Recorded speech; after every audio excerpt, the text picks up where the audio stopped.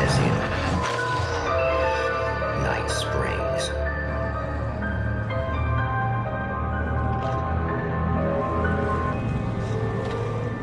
The man before you is a champion of light. He is part of a conflict between darkness and light that is both ancient and eternal. He is chasing a dangerous quarry, the herald of darkness. His evil doppelganger, known only as Mr. Scratch.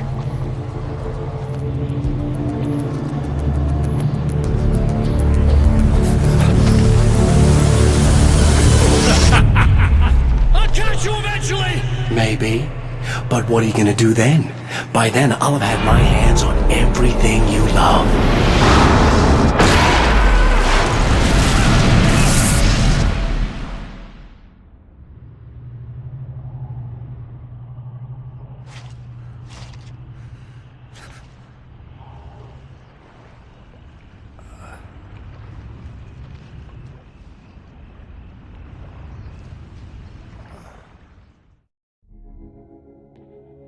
The man has been brutally spat out from the darkness that surrounds the shores of our reality. He has come to fight a decisive battle in Night Springs.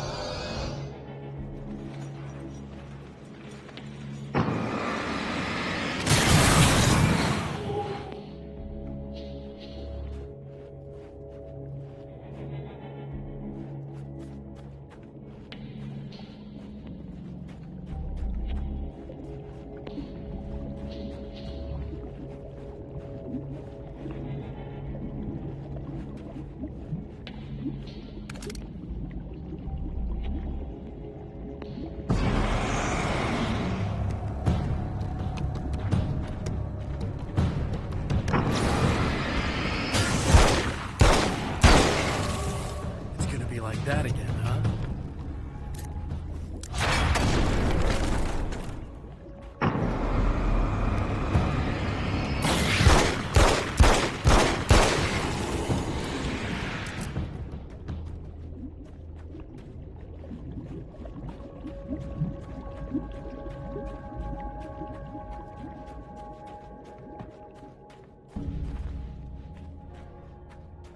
In another life, the man was a writer. He still practices that art, forging weapons of war out of ideas. But the violent currents that brought him here have scattered the pages he has written.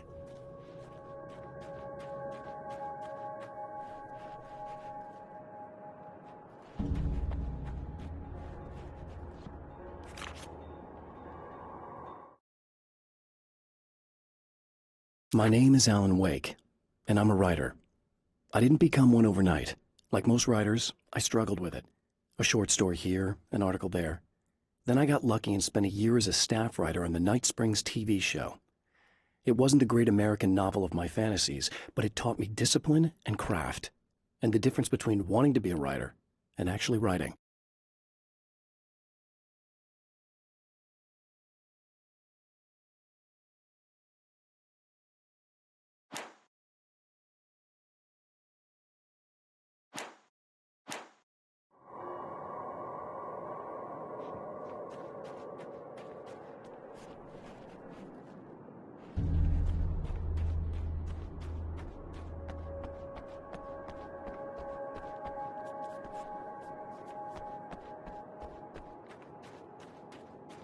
The lights of the motel promise safety.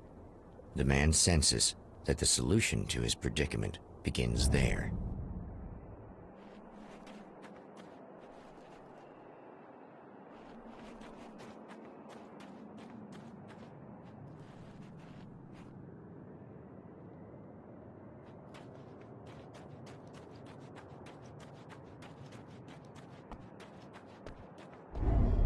Somewhere within the Earth, space itself has been pierced, and from dark depths runs a steady flow of monsters. The man recognizes the hand of his evil double in this. He knows he must put an end to this madness.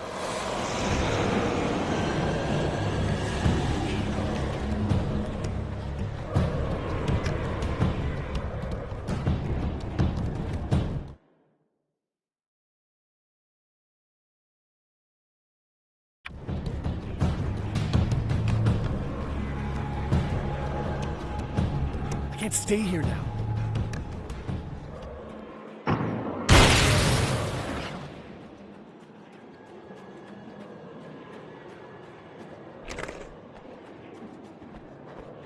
It's a little sad how many problems you can solve with buckshot.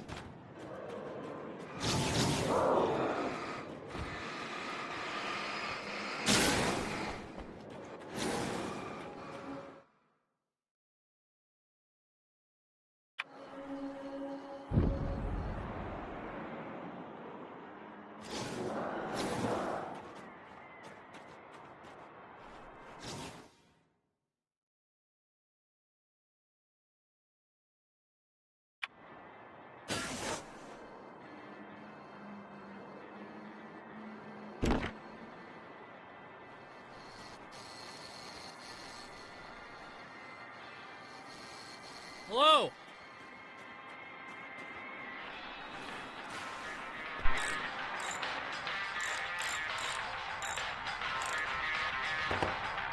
Hey, it's you. There. You remember me, right? Emma? Emma Sloan? I think you might have something that belongs to me. Really? A typewritten page? Oh, yeah, that's weird.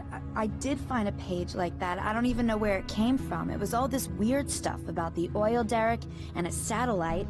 Yes, that's what I'm looking for. Oh, well, I don't know how you knew I had it, but I guess it's yours. Listen, what's this all about? There are these really creepy guys hanging around the oil derricks. There's something really weird about them.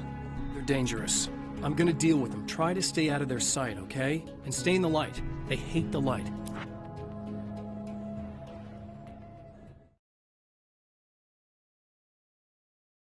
At the oil derrick, the wheel had been jammed in place and turned until the oil gurgled and flowed thick and flammable. The warning lights were blinking in a fast rhythm, bright and steady, powered by the battery. The Kasabian CD was playing in the boombox, all distorted guitars and intense beat. High above, some piece of orbital junk or another collided with the satellite, knocking it radically off course.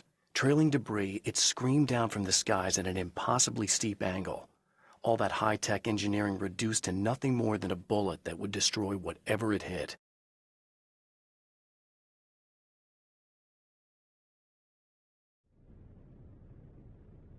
Just to be clear, you should know that we haven't actually met before. Sure we have, Mr. Wake. Remember you stayed at the motel here. No, the guy you're talking about just looks like me, even if he uses my name. He's behind all this trouble. Oh, I thought, now that you mention it, I guess your aura looks a lot nicer than his, actually. I'm very sensitive to things like that. There's a bunch of stuff I need to find. The things mentioned on that page? Well, there's a lot of old crap lying around this place. Great, thanks. I think you should be able to find everything, except the satellite, obviously. Are you gonna tell me what this is? I don't think that'd go over too well. Why don't you let me be the judge of that? Fine. The page is a formula for rewriting reality. Either I use it to close a strange portal to a place that isn't in our world, or shadowy serial killer monster things keep pouring out of there. Yeah, you were right the first time. You can think what you want about me, but there's still bad guys around. Be careful. Well, you might be nuts, but I've seen the way they move, the way they look. I'll buy that. They're cold taken. They aren't really human. Not anymore. And they're climbing out of the oil well? What, do they have secret headquarters down there, or...? No, that's just where the point of connection is.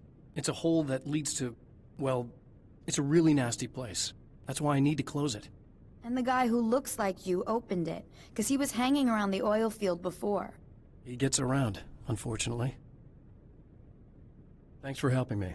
Oh, I wish I thought you were just a nutcase. Actually, I kind of expected you to. Me too. But I feel like this is how it's supposed to go. Isn't that weird? Not really. I get that a lot in my line of work. What do you do anyway? I'm a writer. Obviously. What was that you said about my aura? Oh, I'm very spiritual, you know. I can see auras, but I only use it for healing and helping people. I'm like a wise woman, you know? I give people insight and advice. Look, just because I say crazy things doesn't mean I believe everything. Don't be like that. Maybe you should take a few crystals with you if you're going out there. It might be dangerous. They soothe your energies and focus your mind. It's fantastic. And they help me take out the bad guys? Oh, well, no, not as such. Yeah, okay. I think I'm... Or I have some wonderfully potent herbal detox suppositories. Yeah, I'm good. I'm good.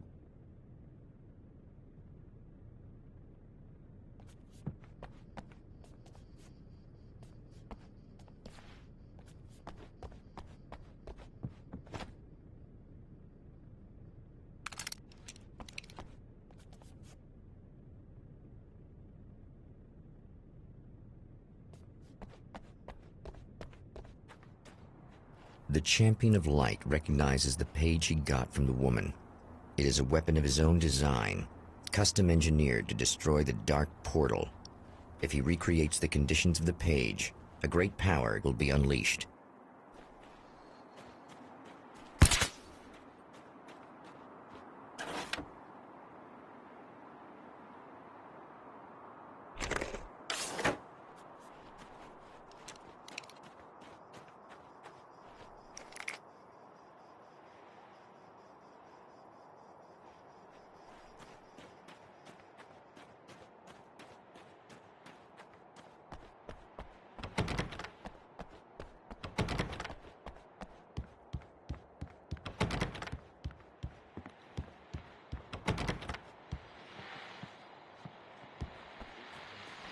Well, here you are, about to enjoy another cool Arizona night with me, Eddie Rodman, the host with the boast. Hey, any of you guys remember Old Gods of Asgard? Man, I actually saw them twice back in the 70s. I was just a kid then, but my dad worked at this club, and he'd sneak me in to see bands all the time. You know how it is. Talk about an education. Anyway, great band, couple of great albums, solid fan base, and then they kind of dropped off the face of the earth. Well, now, almost 4 decades later, they're making a comeback. And let me tell you, these boys have seen a lot of road. They're some serious rock and roll veterans, because they weren't too young even back in the day. Well, now I've got Odin and Tor Anderson, two of the original Old Gods, in the studio with me, along with their manager, Barry Wheeler. Nice to have you guys here. Oh, hey, great to be here, Eddie. Yeah, hey. Hello! Now, boys, let me just come around and say this, all right? Spring chickens, you ain't. I mean, you guys, you make the Stones look young. You're only as old as you feel. Who you calling old? Now, your last album was 1978, In the Valley of My Shadow. And then you stopped playing altogether after that. Why? And what made you do a comeback after all this time? Well, it was a sad thing. See, the original bass player for Old Gods, Fat Bob Balder, passed away in... Leukemia! Bob had leukemia, poor bastard. Yeah, after that, we didn't feel like playing no more. Long story short, I ran into these guys up in Washington, and it was obvious to me that they still got it. So I figured, hey, let's make some music, right? And they went for it. Now, Barry, you were a literary agent before this, right? Uh-huh. Yeah, and you were very successful. You represented Alan Wake, I believe, who disappeared under mysterious... Yeah, that's... Hey, I just want to talk about Old Gods tonight. Is that cool? Can we do that? Oh, yeah, sure. Listen, why don't we take a little break, and then later on in the program, we'll hear the new Old Gods single. Stay tuned, folks. Well, at least Barry landed on his feet.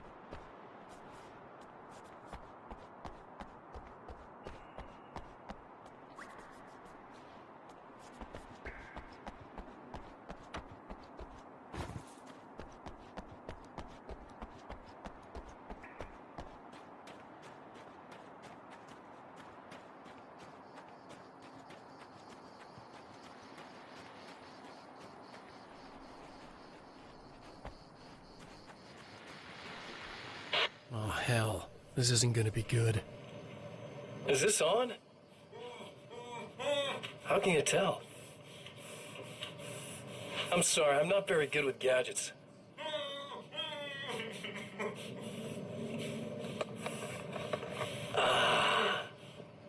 That's more like it.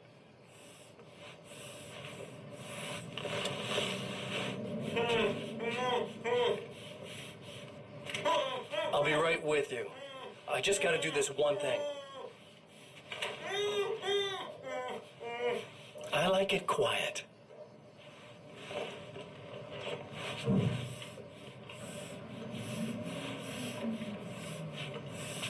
I bet you're wondering why this is happening. Why am I doing all this? Why am I so hell-bent on ruining your life? You're cramping my style. You've got money, fame, everything you could want. But you don't know what to do with it. I do. I'm getting all the things you never had the balls to go for. Having more fun, too.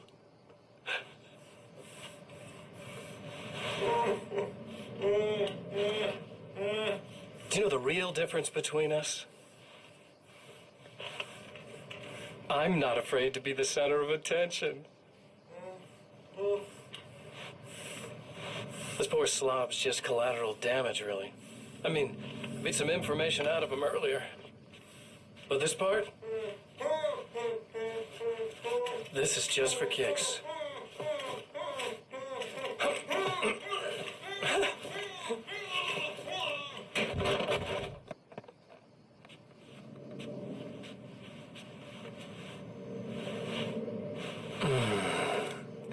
So quiet.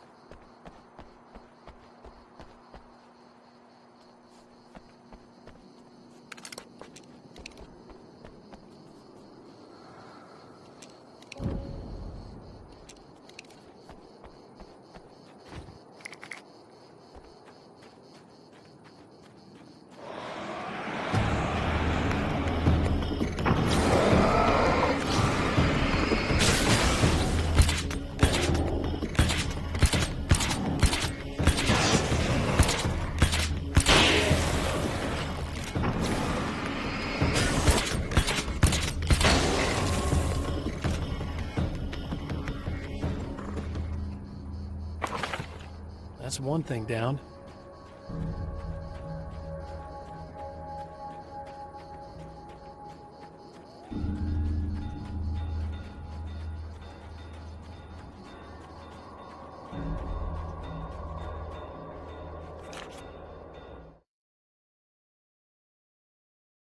Some of the Taken aren't protected by the darkness like their comrades.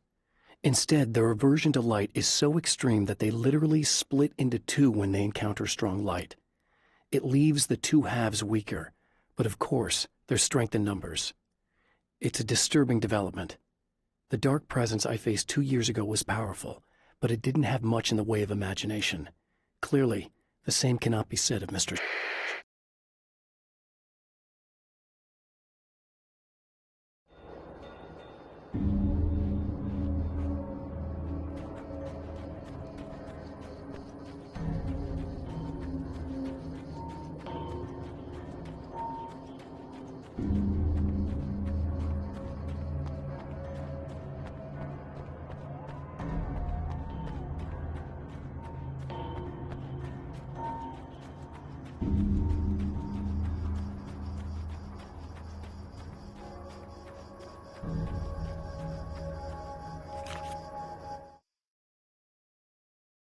I know that when I arrive, the clarity of vision I have now may disappear. I've made my plans. I've prepared for this, but I know the transition from the dark place will be hard on me. And not just physically. It may affect my mind, my memory. These pages should help me remember and focus. That's worked for me before. Even if that fails, I think I will be able to trust my instincts. I'm navigating my own story. I'm hoping I'll know where to go and what to do, even if the details elude me.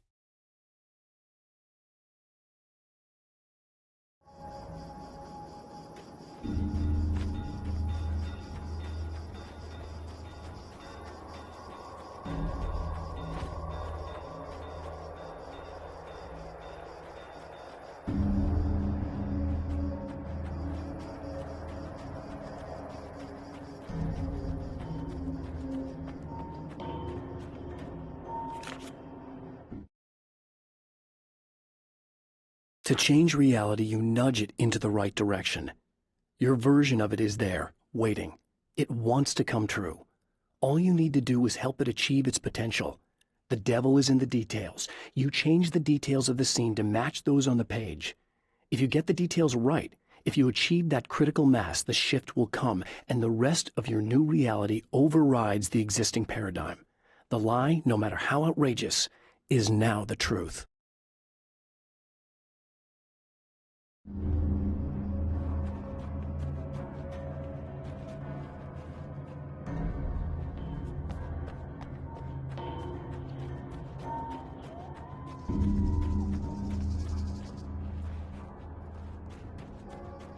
The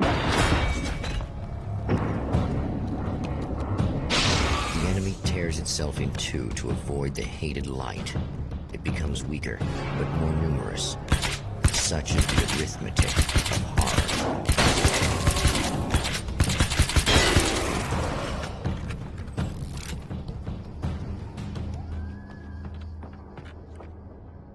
That was just messed up.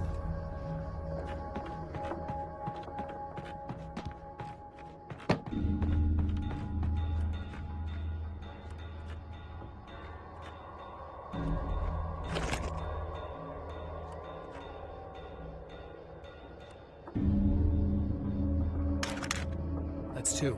Just one more to go.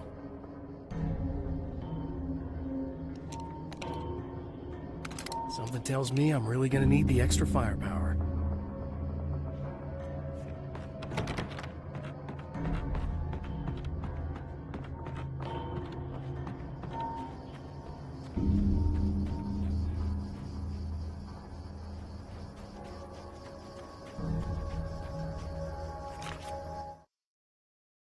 The reality we take for granted is softer, more adaptable than we think. Under correct conditions, you can reshape it, turn it into almost anything you want. When it happens, almost nobody notices. It's not that we forget, it's that after the change, there's nothing to remember. Only those who have been directly touched by the powers that can shift reality are aware of the changes. Many are driven mad by it, others can cope. I'm one of those people, and I know how to wield that power to rewrite reality.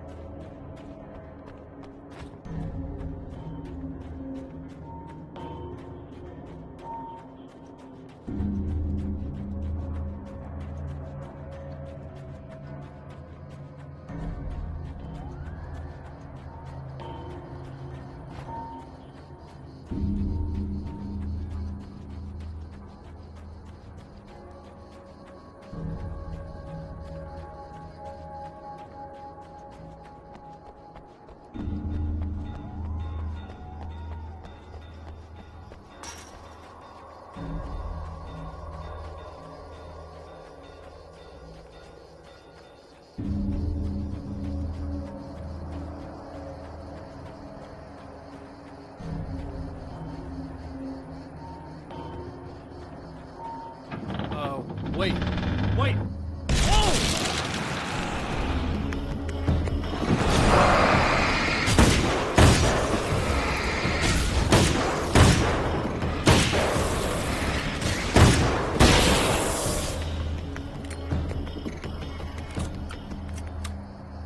That's everything. The man has found the battery, but it is empty. It will need to be recharged.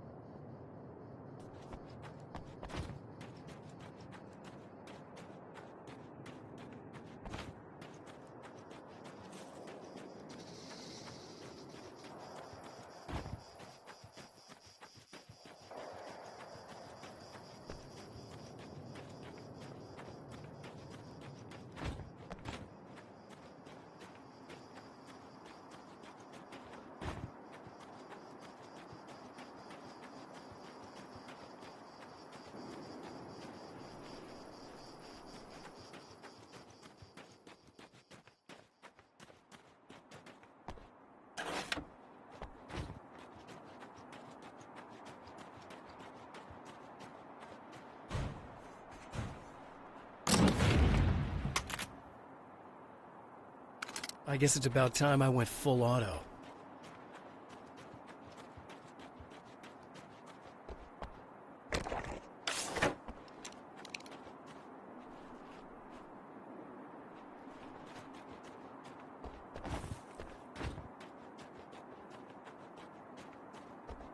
I need this battery charged. No problem. Here you go. Thanks. Listen, I don't know what's gonna happen exactly when I do this. My memory's a little hazy. I don't even know what that means. All I'm saying is you don't want to come anywhere near the oil field, all right? This thing could get out of hand. In the middle of highly flammable materials. Great. I'll do my best to contain it. Just... please don't turn out to be some kind of crazy terrorist guy, okay? Okay, I'm gonna go now. Wish me luck. Wait a sec, I want to ask you about something first. What did you mean with that, my memory's a little hazy thing? I had a pretty rough time coming here. It was like being caught in a tsunami. I blacked out for a while. It's hard to explain. There's a barrier of sorts that I had to break through. I was lucky to make it here with my wits as intact as they are. So, you might have brain damage, you're about to do great things with a magic piece of paper, and you came here from another dimension? No, I'm from New York. I was just visiting another dimension. Oh, yeah, okay. My bad.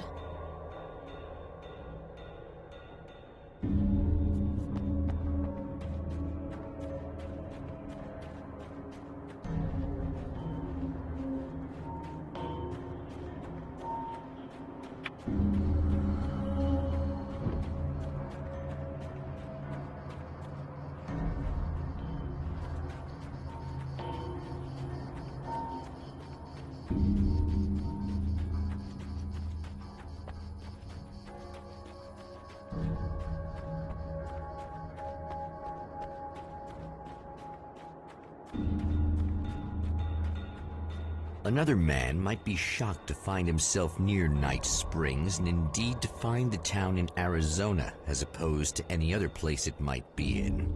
But for the champion of light, the obvious taint of corruption he senses here is of far greater interest.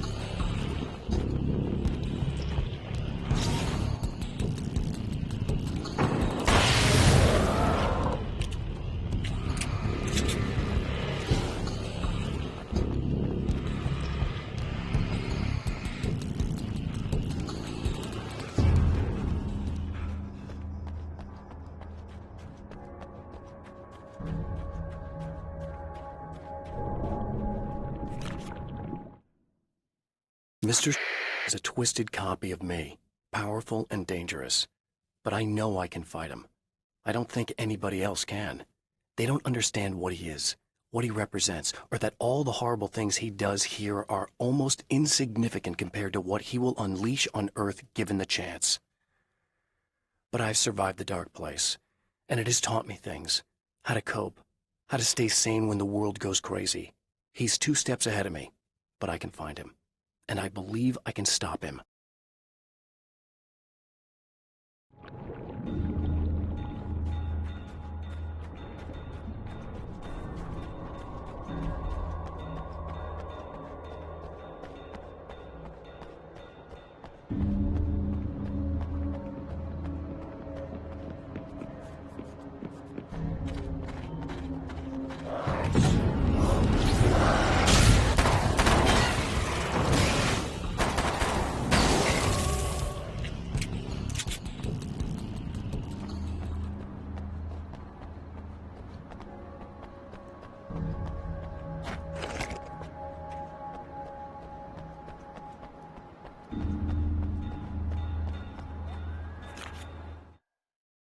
The strands of webbing glistened in the beam of my flashlight, fine, almost ethereal. They were fresh and right in my path. I held my breath and waited, ears straining. Nothing. I moved on, concentrating on the task at hand. Just get what I was looking for, then leave. That's all I keep telling myself. For a moment, I actually thought it might be as simple as that. Then, I heard too many legs skittering across the ground.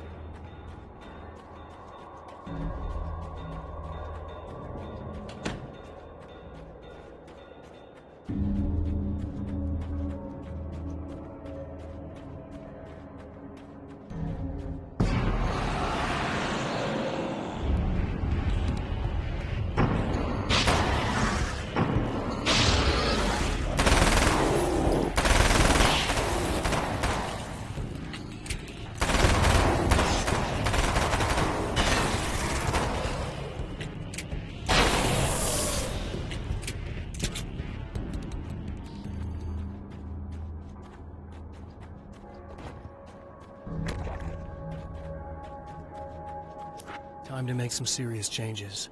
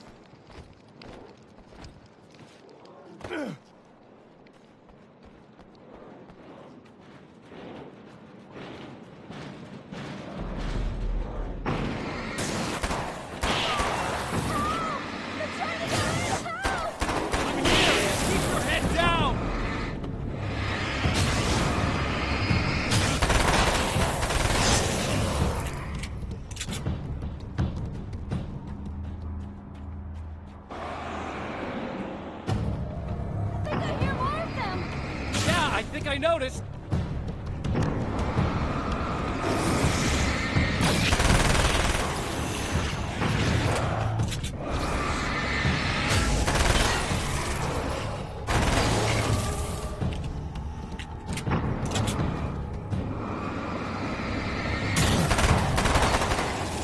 That's the last one. We're good.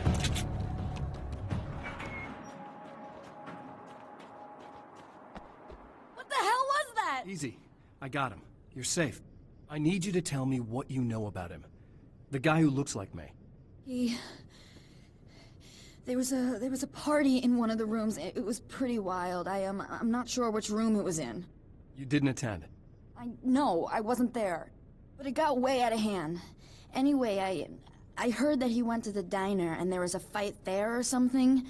Maybe you could find out more from there. I got some keys that you could maybe use. You just happen to have the keys, huh? Fine. I'll take a look. Stay here. Like hell.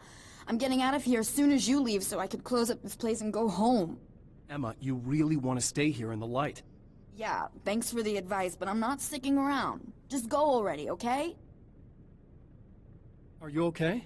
I guess. Thanks for the help. Were those what'd you call them? The Taken? What are they? It's complicated. Short version, the darkness can take people over. That's why I had to destroy the oil derrick. Otherwise, they would have overrun the place. Wow, I didn't think you'd actually do it. I mean, I didn't think it'd work. That's crazy. Let me just try one more time at the risk of sounding like a broken record. It's bad out there. I don't want you hurt. You should stay put. Yeah, while you turn this place into an inferno, run around shooting things up and play some kind of weird games with your psycho evil twin. Don't get me wrong, you're nice for a weirdo. I'm impressed as hell by all of this, but enough is enough. I seriously just want to get out of here, okay?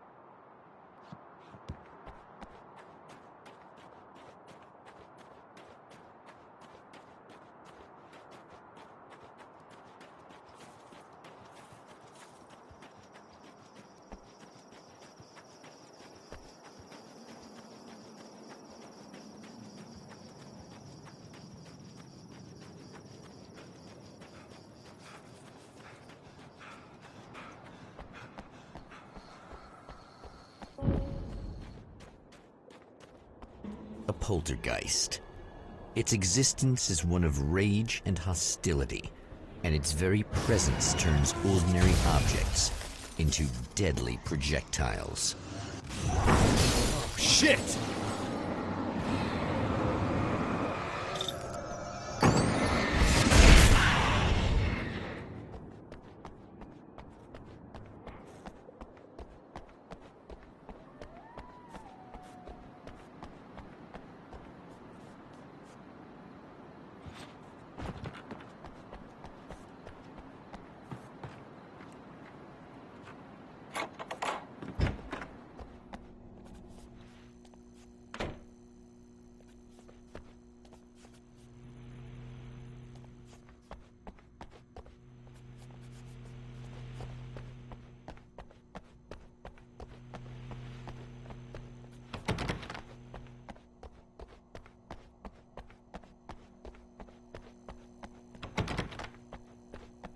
The scene.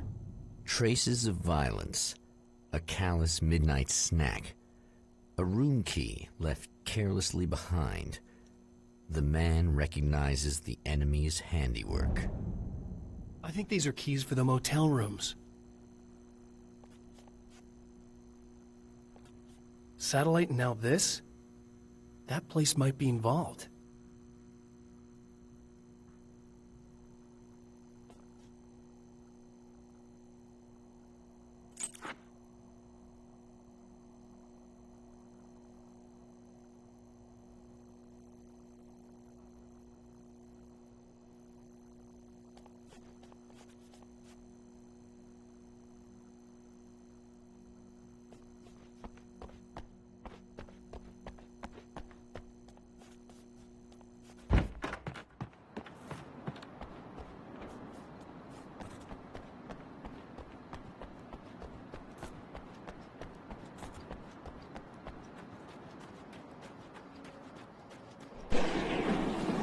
Emma Sloan was a believer in a great many things, most of which were entirely fallacious.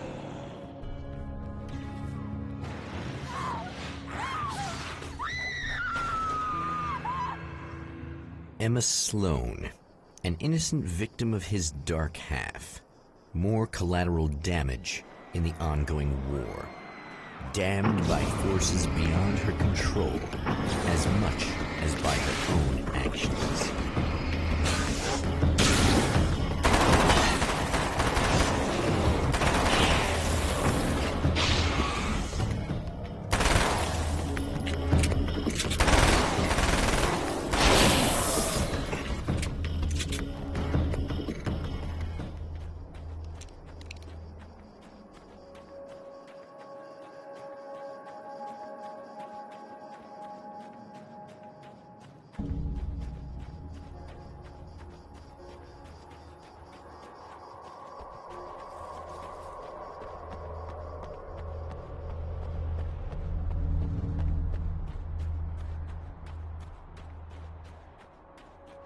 Damn it! Why didn't you listen?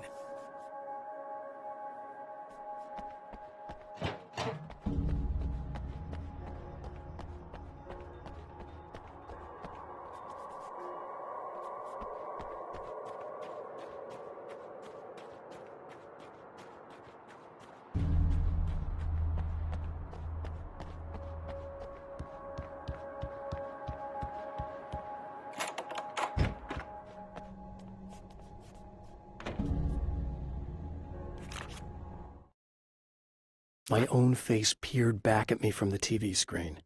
For a moment, I struggled with the sensation of déjà vu. How many times have I seen myself like this now? And then there was that easy grin that never seemed quite as quick or natural on my own lips, the dark, malicious twinkle in the eyes. And I knew who I was looking at. As he pulled back and revealed the room behind him, my throat went dry. There was nothing I could do but watch.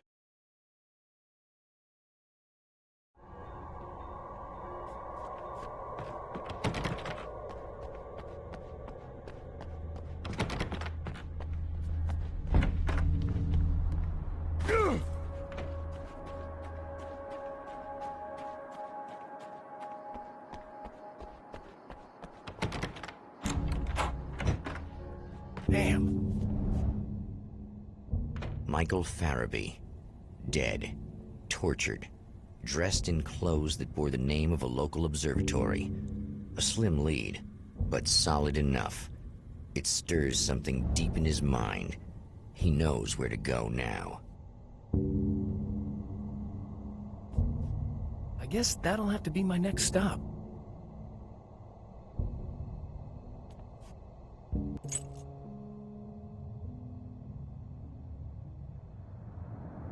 The observatory, hot on the heels of the Herald of Darkness, the champion of light forges on to see the stars.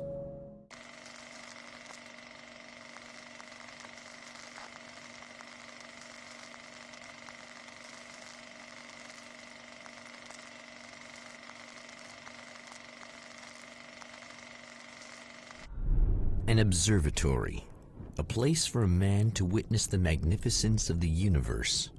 But such insights are not what the champion of light is looking for. He has come to find a weapon.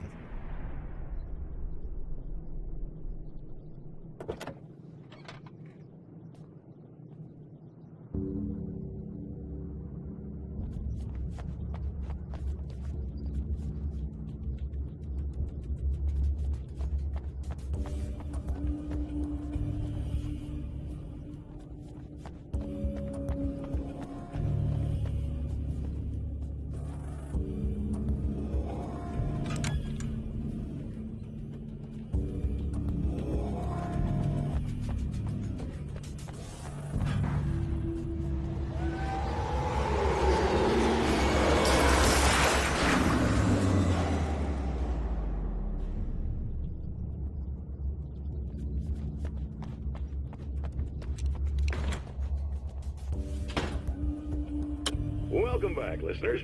As you know, I'm Eddie Rodman, and I'm still talking to old gods of Asgard, who are doing their big comeback tour. How's that been going for you, Odin? Splendid! I'm having the time of my life. You know, I didn't realize how much I missed that. And what about you, Thor? It's okay, you know. Well, this must bring back a lot of memories. Oh, yeah. It's wonderful to be back on stage. If it wasn't for my knee, I'd feel like a young man again.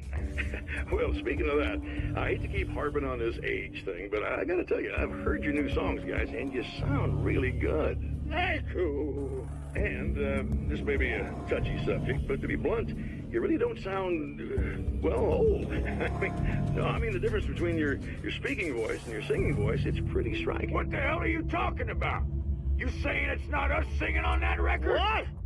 What's he talking about? No, I'm not saying that, guys, but I can't help noticing the difference. Son, you're on thin ice. You calling me a liar? Whoa, hey, let me just step in here for a moment, boys. Yeah, Eddie, they do sound different, but believe me, we're not talking Milli Vanilli here. These guys are the real deal. Why don't you come to the gig tomorrow night and see for yourself? Once they get on that stage, boom, things get real. Really? Believe me, they play like they're possessed. It's almost like magic. Look, you see my boys play, you see the old gods for real. These guys project a lot of power. They're not lightweights, you know what I'm saying? All right, Barry, I'll see if I can make it. Now, let's take another quick break here, and after that, we'll play the new Old Gods of Asgard single. Don't you go away.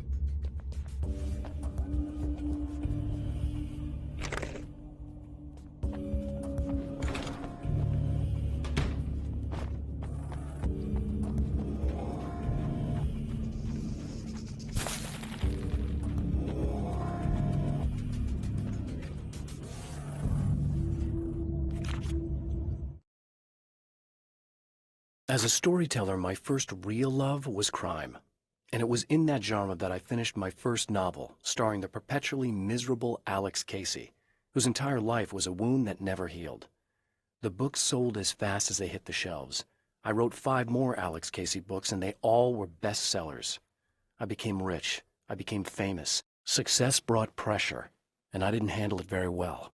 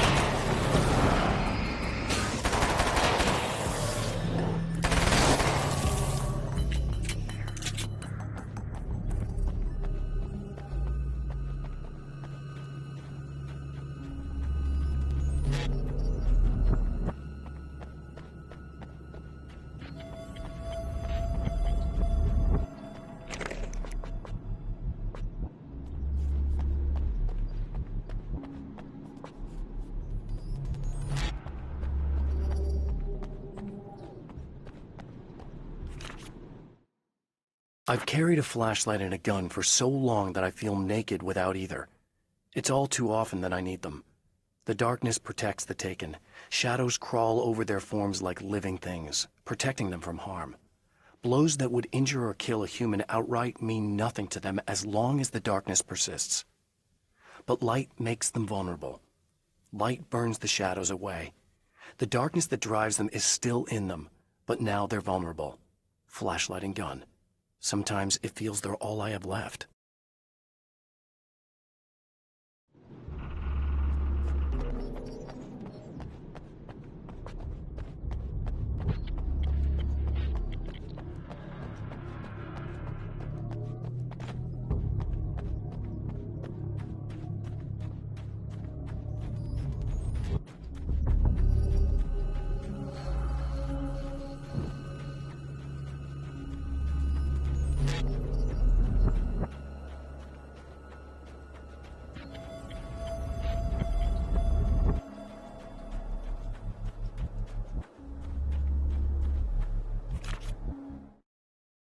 The pressure of success got to me. My wife Alice was the sole thing in my life that anchored me. Suddenly it wasn't enough. I couldn't write anymore. I distracted myself with wild parties and whatever trouble I could scare up. I wallowed in the drama of my life, sure that Alice would stick with me even though she didn't sign up to be the lifeline of a tortured artist. It was my dumb luck she's not the type to give up.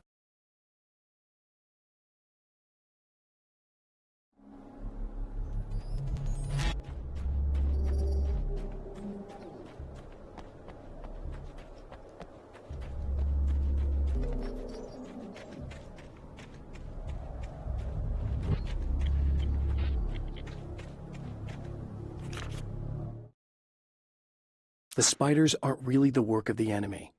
They're a side effect, a part of the Dark Place's less significant fauna that has managed to slip through the opening I made when I arrived.